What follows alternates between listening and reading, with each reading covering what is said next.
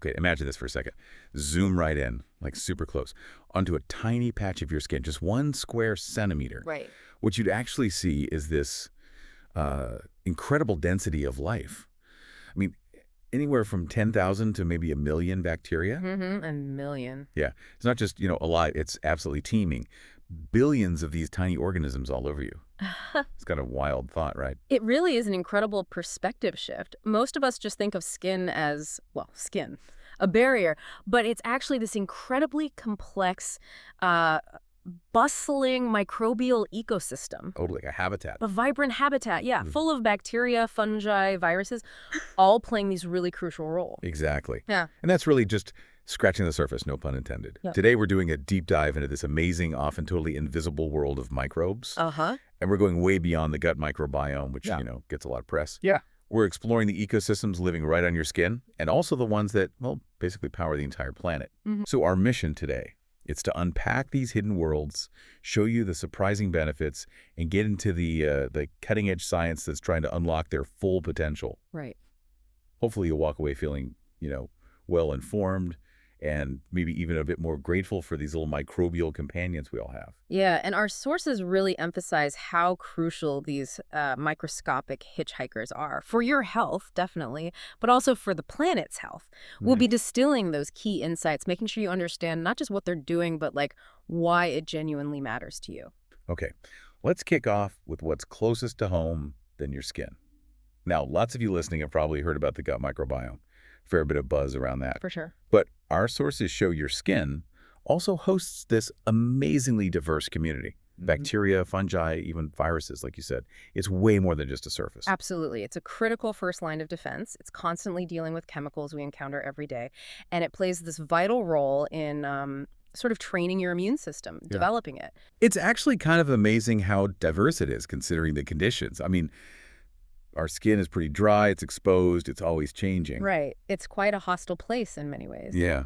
Yet, apparently, it's second only to our gut in bacterial diversity. Yeah. How do they even manage that? Well, they've had a long time to figure it out. They've evolved over millions of years, coping with these pressures. They've formed this really symbiotic relationship with us. So they've co-evolved with us. Exactly. They've helped make our skin a viable habitat for themselves and for us, really. It's a partnership. And these little tenants, they're picky about their location, right? Like microbial real estate. Huh. Yeah, you could say that. Location, location, location absolutely applies. So like on your forehead, your nose, maybe your back, the oilier spots, you'll find loads of Cutibacterium. They just love munching on that oily sebum your skin cells produce. Okay, so they eat the oil. They do. But what's really neat is that these helpful microbes, they actually signal your skin to make more sebum. Oh, really? What? Well, it helps prevent water loss, keeps your skin moisturized. So you've kind of got this built-in microbe-driven skincare system Oh, happening. wow, like a natural moisturizer factory run by bacteria. Sort of, yeah. Right. Enhancing the barrier from within. It's quite elegant, actually. That is cool. And the preferences change elsewhere. Oh, yeah. Your armpits warm, moist, that's prime territory for Staphylococcus and Corynebacterium. Okay. And, get this, between your toes, you might find species like Propionibacterium. Wait, aren't those? Yep. Some of their relatives are used in cheese making. Swiss cheese, specifically. No way. Cheese bacteria between my toes, that's something. Yeah. Well, it just shows how these different skin environments, oiliness, moisture, pH, whatever, select for really specialized groups, each doing their own thing. So they're not just hanging out, they're active. Mm-hmm. Like miniature bodyguards. Is Yeah. that fair? That's a great way to put it. Our sources definitely show they actively repel harmful pathogens, like Staphylococcus epidermidis and Staphylococcus hominis, super common on healthy skin.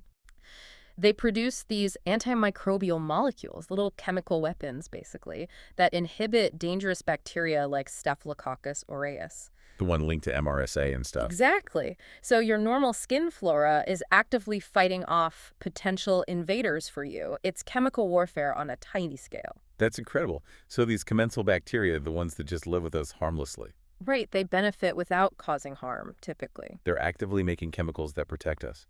And you mentioned training the immune system earlier. Yes, that's another fascinating idea from the research. The skin microbiome seems to play a big role in educating our immune system, especially when we're kids. How so? Kind of teaching it what's dangerous and what's okay, what to attack, what to ignore. There's a link, for instance, between having a diverse skin microbiome and a lower risk of developing allergies. So, like, early exposure helps build tolerance. That seems to be the thinking, yeah. Educating the immune system properly from the start. Wow. Okay, so immune training, protection. Yeah. What else? Do they help the skin itself? They do. A key takeaway is that certain bacteria help keep your skin, supple and plump. They boost moisture retention. Cow. Well, partly by producing lipids themselves, but also by signaling your skin cells to make more key components. Like we said, Cutibacterium boosting sebum or Staphylococcus epidermidis can increase ceramides. Ceramides, those are like the glue between skin cells, right? Exactly. Crucial for a strong skin barrier, so the microbes are helping maintain that integrity. Okay, so what happens when that balance gets messed up? Well, that's what our sources call skin dysbiosis. Basically, your microbial community gets out of whack. Right. And this dysbiosis, it's linked to conditions like eczema, rosacea, acne, psoriasis, a whole range of common skin issues. Even dandruff. Even dandruff, yeah. That's often associated with specific fungi, Malassezia species, kind of irritating the scalp cells and causing inflammation. So keeping that balance is really, really important then. Hugely important. And our sources also point out something interesting about aging. Older people tend to have fewer of these beneficial bacteria. And that leads to? Often drier skin and a higher risk of skin infections. It really shows the impact these microbes have on skin health and even wound healing as we get older. Wow. So the state of your skin microbes can affect healing. Absolutely. The research is pretty compelling. Some studies suggest you can even predict if a chronic wound will heal based on the patient's skin bacteria. That could be huge for treatment. It really could. Predicting risk, maybe intervening earlier with targeted approaches. It's a big area of research. Okay, the connections here are just getting wilder. Yeah. Our sources mention an unpublished study, something about UV damage in cancer. Yes, that one. It found that if you remove the skin microbiome, skin cells exposed to UV damage kept dividing even when their DNA was damaged. Normally, there are mechanisms to stop that, to prevent tumors. So the microbes are involved in that safety mechanism. It appears so. They seem to be part of the process that helps halt damaged cells, maybe by modulating the immune response to UV, priming it, or even helping with DNA repair signals. So they're not just shielding us, they're potentially helping our cells fight off the damage that could lead to cancer. That's the implication. It's a really profound, kind of underappreciated layer of defense we're just starting to understand. Mind blown. Okay, and we all know about the gut-skin axis. Yeah. Right? Like, bad diet equals bad skin sometimes. Yeah, that's pretty well established. But the sources say it goes both ways. It's bidirectional. It seems so, yeah. Skin injuries can actually trigger changes in your gut microbiome. Seriously. Yep. And that can make you more susceptible to inflammation in the gut. It's all much more connected than we thought. Wow. A totally integrated system. Yeah. Not just separate ecosystems. Exactly. It really challenges that older view of the body as separate parts. It's a network. Okay, this is maybe the weirdest one. A skin-brain axis. Is that a thing? Well, it's an emerging theory. There was one study, quite preliminary, where they removed bacteria from participants' foreheads Okay. and found it actually increased their attention levels. We don't really know yet. It's early days, but it points to this, surprising potential link between what's happening on your skin and how your brain might be functioning. It just opens up so many questions. It really does. Yeah. Wow. Okay. So these microbes on us are amazing allies. But the story gets even bigger, doesn't it? It's not just us. Not at all. If you zoom out, microorganisms are, they're the absolute foundation for pretty much all life on Earth. The bedrock. Completely. Think about the air you breathe, the soil growing your food. Everything humans need to survive is tangled up with microbes, intimately coupled. They run the planet's big cycles. They're the engine, cycling oxygen, greenhouse gases like CO2 and methane, fixing nitrogen so plants can grow. They drive the huge biogeochemical cycles. Without them, the planet just wouldn't work the way it does. Life as we know it wouldn't exist. It's like this invisible force holding everything together. Very precisely. But here's the kicker, right?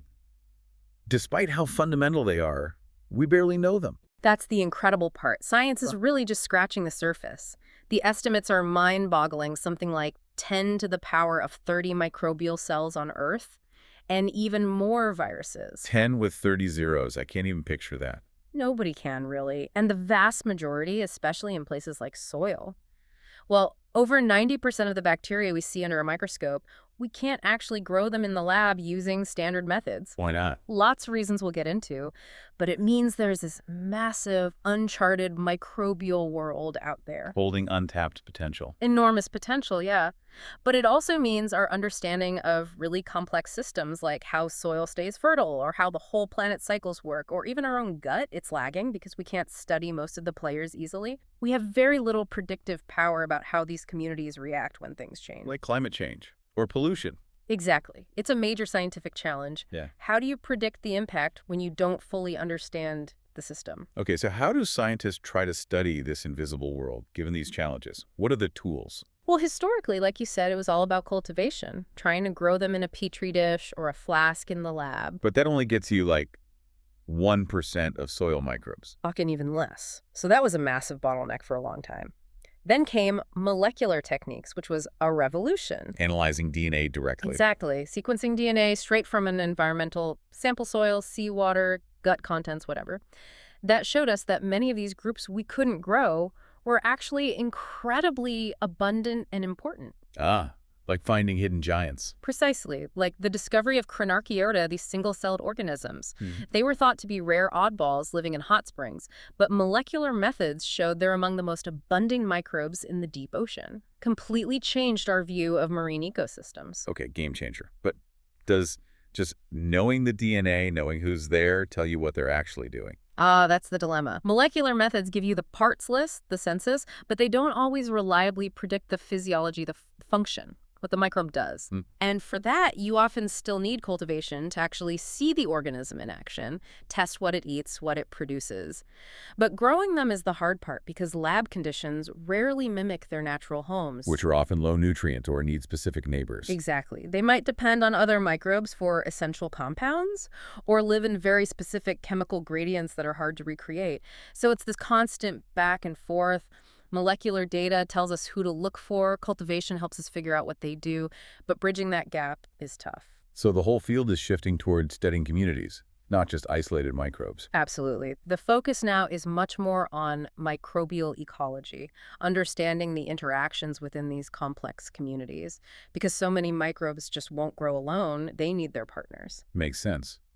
What are the biggest hurdles researchers face when trying to cultivate these uncultivables or study communities? Oh, there are loads. Replicating those specific environmental niches, like really low nutrient levels, is hard. Figuring out the symbiotic dependencies, who needs whom. Then there's the weed problem. Sometimes faster growing, less interesting microbes just take over the culture. Right, the easy ones outcompete the tricky ones. Exactly. And honestly, sometimes it's just human impatience. Some of these organisms grow incredibly slowly, taking weeks or months for visible growth. It requires a different mindset. Okay, despite the challenges, the potential locked in these unstudied microbes must be huge. What kind of promise do they hold? Well, one key thing our sources highlight is their role as environmental sentinels or whistleblowers. How so? They react quickly to environmental changes, like toxic algal blooms are a clear signal of nutrient pollution. Finding fecal coliform bacteria in water tells you there's sewage contamination. Okay, like early warning systems. Definitely. The sources mentioned Theoploca bacteria disappearing from Lake Erie. That was an early sign of its eutrophication, the nutrient overload, way back. They're like tiny canaries in the coal mine. That's useful. What about more direct applications, commercial or medical stuff? Oh, the potential there is staggering. Take one soil bacterium, Myxococcus xanthus. The sources say it seems to have maybe 50 or 60 different biochemical pathways for making small molecules, like potential drugs, most completely unstudied. Wow. Or think about termite guts. They're packed with over 2,600 microbial species. All sorts of enzymes in there for breaking down wood. That's hugely interesting for industries like biofuel production, like making ethanol. It's a potential gold mine if we can just access it. A biological treasure chest. And we're already seeing some applications, right? Like probiotics? We are. Probiotics for human health are one example, though the science there is still evolving. We're also using specific microbes for environmental cleanup, like Geobacter species that can help remove uranium from contaminated groundwater. So using microbes to solve problems they might have even contributed to sometimes. Sometimes, yeah, or just harnessing their natural abilities. And looking forward, the potential for targeted treatments is really exciting. Like bacteriophages, phages for short.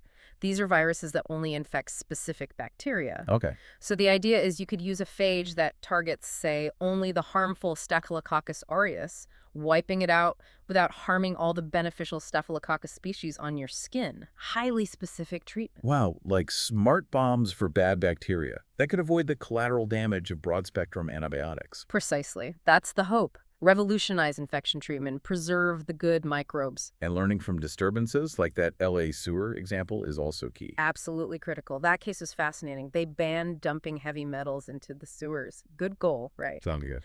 But it unexpectedly allowed a bacterium called Thiobacillus denitrificans to thrive.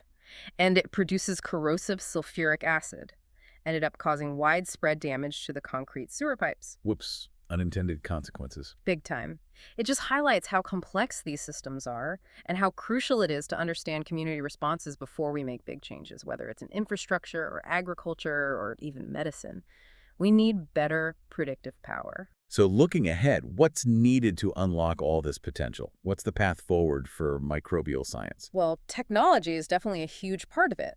We need better tools, miniaturized instruments for studying microbes in their own environments, in situ measurements. Taking the lab to the field, basically. Kind of, yeah, or bringing the field accurately into the lab. And we need much more sophisticated bioinformatics computational tools to analyze the massive amounts of genetic data we're generating, making sense of it all. It sounds incredibly complex and cross-disciplinary, which leads to the question, are we training scientists with the right skills for this? That's a really important point raised in the sources. There's a recognized need to sort of revitalize training in the fundamentals, physiology, enzymology, biochemistry, the what do microbes do part, but also integrate that with the new skills in bioinformatics, data analysis, quantitative modeling. It's a blend of old and new. And collaboration must be key, too. Absolutely essential. The future really hinges on bringing different fields together. Microbiologists talking to engineers, physicists, computer scientists, doctors, industry folks. Breaking down silos. Exactly. Creating spaces, physical or virtual, where these different perspectives can mix and spark new ideas. Shared projects, cross-disciplinary training programs. That's how the big breakthroughs are likely to happen. Wow. Okay, so we've really covered some ground. From the billions of microbes living on you, protecting you, maybe even influencing your cell's response to sunlight, all the way out to these vast, unseen communities running the planet's cycles, acting as environmental signals, and the huge challenge and potential in actually understanding this uncharted world. It's quite a journey, isn't it? From your skin to the deep ocean, microbes are just fundamental. So the takeaway message seems clear. Next time you hear the word germs, maybe pause. Remember, most of them aren't enemies at all. Far from it. They're intricate partners in life, on every scale, really deserving of our, respect and definitely our curiosity. Yeah. And it really shifts your perspective on biology, doesn't it? Yeah. It leads to a final thought, maybe. What if the key to solving some of our biggest problems, chronic diseases, climate change, resource sustainability, what if the key isn't about conquering nature? What if it's about finally truly understanding and maybe even partnering with these microscopic worlds that ultimately sustain us all? That's a powerful thought to end on. Really makes you think differently about our place in the world. Definitely something to mull over.